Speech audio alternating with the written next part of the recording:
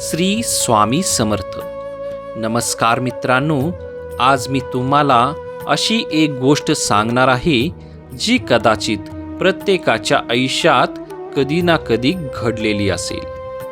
या जगात माणूस परक्यांमुळे फारसा तुटत नाही, पण जेव्हा आपलीच माणसं आपल्याला समजून घेत नाहीत तेव्हा मन आतून पूर्णपणे कोसळून जातं.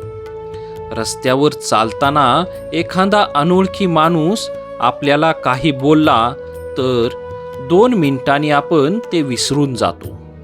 पण आई, वडील, भाऊ, बहीण, मित्र, नातेवाईक किंवा ज्या व्यक्तीवर आपण मनापासून प्रेम करतो तीच व्यक्ती जर आपल्याला दुखावणारे शब्द बोलली तर त्या शब्दांची वेदना अनेक वर्ष मनातून जात नाही. कारण दुःख शब्दामुळे नसतं, दुःख त्या व्यक्तीमुळे असतं ज्याच्यासाठी आपण रात्रभर जागलो, ज्याच्या आनंदासाठी स्वतःच्या इच्छा बाजूला ठेवल्या, ज्याच्या संकटात धावत गेलो, ज्याच्यावर डोळे झाकून विश्वास ठेवला.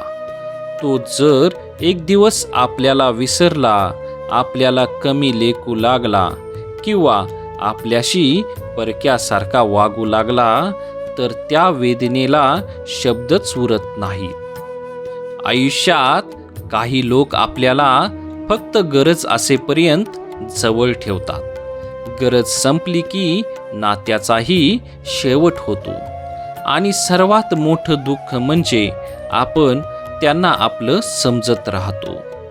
कधी कधी आपण विचार करतो, मी कोणाचं वाईट केलं नव्हतं, मग माझ्याच वाट्याला हे दुःख का?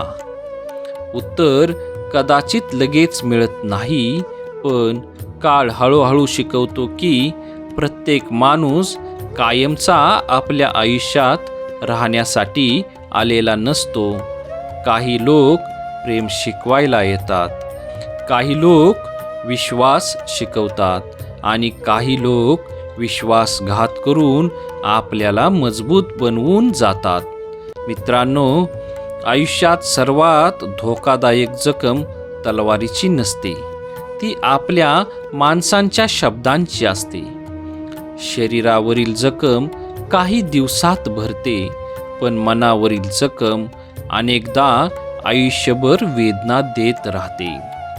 कधी कधी आपण एकटे बसून विचार करतो, माझी चूक नेमकी काय होती? मी इतकं प्रेम केलं, इतकी साथ दिली, तरी माझ्याच वाटेला उपेक्षा का आली? पण प्रत्येक प्रश्नाचं उत्तर शोधण्यात आयुष्य घालवू नका. काही प्रश्नांची उत्तरं काळ देतो आणि काही उत्तरं फक्त शांतता देते. लक्षात ठेवा, जो माणूस तुमची किंमत ओळखत नाही त्याच्यासाठी स्वतःची किंमत कमी करू नका. स्वतःला बदलू नका, फक्त स्वतःला अधिक मजबूत बनवा. लोक बदलतात, परिस्थिती बदलते, नाती बदलतात, पण तुमचा चांगुलपणा बदलू देऊ नका. स्वामी समर्थ नेहमी सांगतात, जे घडतं ते आपल्या कल्याणासाठीच घडतं. त्या क्षणी हे वाक्य स्वीकारणं कठीण वाटतं, पण मागे वळून पाहिल्यावर लक्षात येतं की ज्या वेदनेला आपण शाप समजलो होतो तीच पुढे आयुष्यातील सर्वात मोठी शिकवण ठरली. काही लोक आपल्याला सोडून जातात कारण देवाला आपल्या आयुष्यात त्यांच्यापेक्षा चांगली माणसं आणायची असतात. म्हणून ज्यांनी तुम्हाला दुःख दिलं त्यांच्यावर राग धरू नका, कारण राग दुसऱ्याला नाही तर स्वतःलाच जाळतो.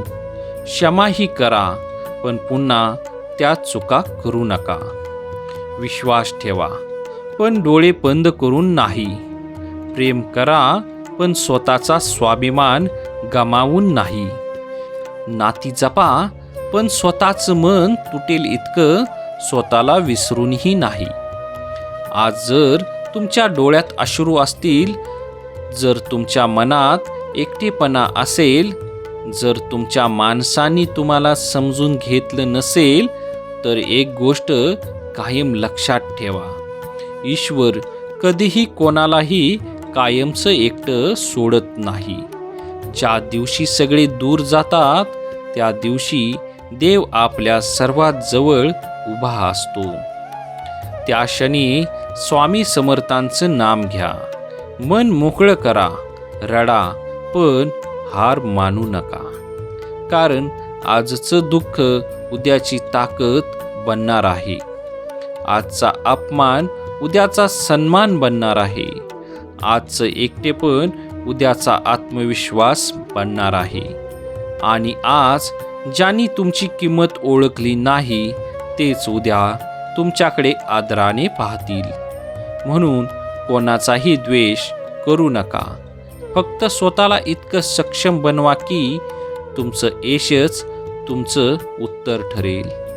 शेवटी एवढंच सांगतो, आपल्याला सर्वात जास्त त्रास हा आपल्याच माणसांकडून होतो.